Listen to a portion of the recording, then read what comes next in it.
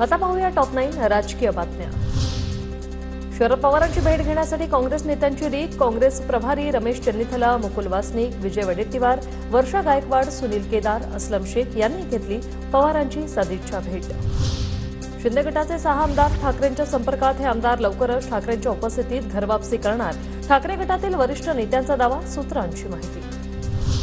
ठाकरेंनी आता नवीन ज्योतिषी शोधावा। शिंदेचे आमदार ठाकरेंच्या संपर्कात असल्याच्या दाव्यावर मुख्यमंत्री शिंदेंचं प्रत्युत्तर।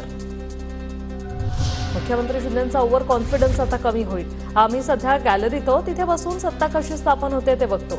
अंधारेंची खोच अटते का?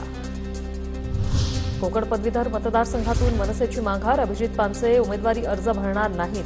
फडणवीसांनी विनंती केल्यानं मनसेची निवडणुकीतून माघार। सरदेसाईंची माहिती। कोकण भवनात ठाकरे गट आणि भाजप कार्यकर्ते आमने-सामने। निवडणुकीचा अर्ज भरताना दोन्ही पक्षाचे कार्यकर्ते आक्रमक। मवियात कोणीही लहान भाऊ मोठा भाऊ नाही। महाराष्ट्रात शिवसेना मोठा पक्ष आहे आणि राहणार। राऊतांचं नाना पटोलेंना उत्तर। उदयनराजे भोसले पियुष गोयल यांच्या लोकसभेतील विजयानंतर भाजपच्या कोट्यातील राज्यसभेच्या 2 जागा रिक्त जागांवर कुणाची वाढणी लागणार याकडे लक्ष। लोकसभा निवडणुकीचा निकाल लागल्यानंतर मवियात बिघाडी झाल्याचं चित्र।